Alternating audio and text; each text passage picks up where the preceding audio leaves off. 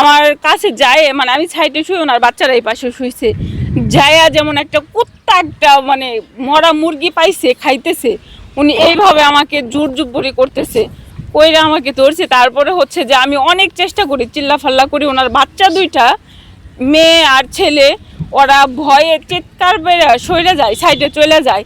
যাওয়ার পরে ওনার যে মেয়ে, ওনার মেয়েটাও তাকায় দেখতেছে, ছোট মেয়েটাও দেখতেছে যে আমার সাথে এরকম আচরণ করতেছে, কিন্তু উনি আমাকে কখনো ছাড়ে নাই। আমি অনেক মিনতি করার পর আমাকে ছাড়ে না। এক পর্যায়ে 30-40 মিনিট উনি আমার সাথে এরকম জোর জুব্বরি করার পরেও আমি নিজেকে রক্ষা করতে পারি না, আমি ক্লান্ত হয়ে যাই। উনি আমাকে ওই দিন 2-3টা থাপ্পড়ও মারে, মারার পরে তারপরে আমি নিজে একদম অসহায় হয়ে পড়ি। তারপরে হচ্ছে যে উনি আমার সাথে খারাপ কাজটা লিপ্ত হওয়ার পর আমি সাথে সাথে আমার হাজব্যান্ডকে কুয়েতে ফোন দেই।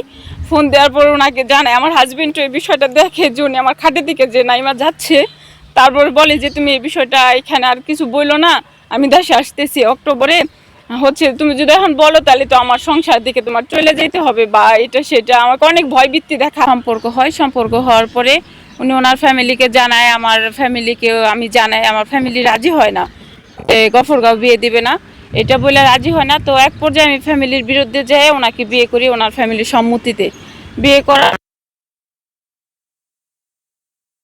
থেকে হচ্ছে সৌদিতে যাই। সৌদিতে 1 মাস ওখানে আমরা মক্কাতে অবস্থান করি। থাকার পরে ওইখান থেকে আমার কাছ থেকে 22,500 রিয়াল টাকা নেয়, ইউরোপের কথা বলে উনি টাকা নেয়। আমি ওখান থেকে ওনারে টাকা দিই, মক্কাতে বসে হজ করার সময়ই আমি ওনাকে টাকাটা দিই। দেওয়ার পরে উনি ওইটা নিয়ে 1 মাস থাকার পরে আবার হচ্ছে কুয়েতে ব্যাক করে। কুয়েতে ব্যাক করার পর কিছুদিন পরে আমার শরীরটা অনেক খারাপ ছিল, আমি বাংলাদেশে চলে আসি। চলে আসার পরে তারপরে ওনাদের বাড়িতে আমি 3.5 লক্ষ টাকার ফার্নিচার নিয়ে সংসার করব বিধায় 3.5 লক্ষ টাকার ফার্নিচার নিয়ে সমস্ত কিছু নিয়ে ওনার বাবা মার সেবা যত্ন যতটুকু আমার দ্বারাই সম্ভব হয়েছে আমি অতটুকু ওখানে করছি। তারপরে কিছুদিন যাওয়ার পরে ওনার যে বড় ভাইয়ের বউ, মানে আমার ভাসুর, আমার হাজবেন্ডের বড় ভাই, ওনার ওয়াইফ অন্য একটা লোকের সাথে পালিয়ে চলে যাওয়ার পরে হচ্ছে যেটা হচ্ছে মাওনা শ্রীপুরের ঘটনা। তো ওনারা একটা বাসায় থাকতো, ওই বাসায় শুধু ওনারা পুরাটা বাসা নিয়ে থাকতো আর একটা ভাড়াটিয়ে থাকতো। তো ওইখানে থাকা অবস্থাতে 7-8 রাত যাওয়ার পরে ওনার 3টা সন্তান ছিল, ছোট ছোট 3টা সন্তান, মানে একটা বড় ছেলেটার 12-13 বছর বয়স, মেয়েটার আনুমানিক 10 বছর এরকম হবে, ছোট ছেলেটার 3 বছর বয়স।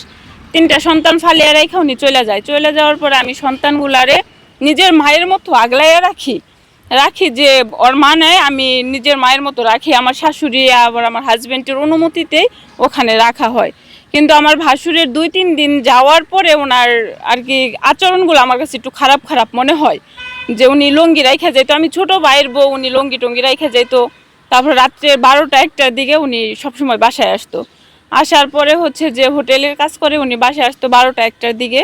আইসা উনি আমাকে ডাইকে উঠাইতো, উনি শুধু এবার রুমের ভিতরে, আমি শুইতাম বারান্দায় ওনার মেয়ে আর ছোট ছেলেটাকে নিয়ে বারান্দায় শুইতাম। শোয়ার পরে হচ্ছে যে হঠাৎ করে উনি আমাকে যে খাটের কিনারে বসে বলতেছে যে রুজিনা তুমি একটু উঠো, জাগনা আসো। পরে আমি বলছি হ্যাঁ আমি তো জাগনা। পরে বলতেছে যে আমাকে একটু খাইতে দাও। কই ভাই আপনি তো হোটেল থেকে খাবার খেয়ে আসেন, তাহলে বাসায় তো আমি আর রান্না করি নাই। এ কথা বলার পরে বলছে ঠিক আছে তুমি ঘুমাই যাও।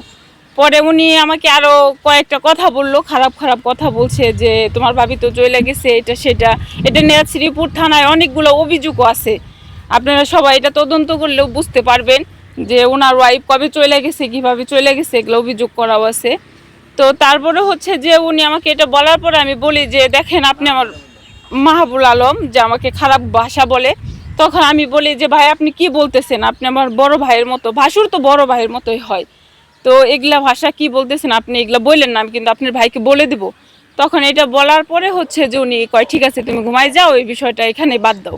এটা বলার পরে 1 থেকে 1.5 ঘন্টা পরে রাত্রে আনুমানিক 1টা বা 1:30 এরকম বাজার পরে উনি হচ্ছে যে কোনো কথা বলে না, স্মুথলি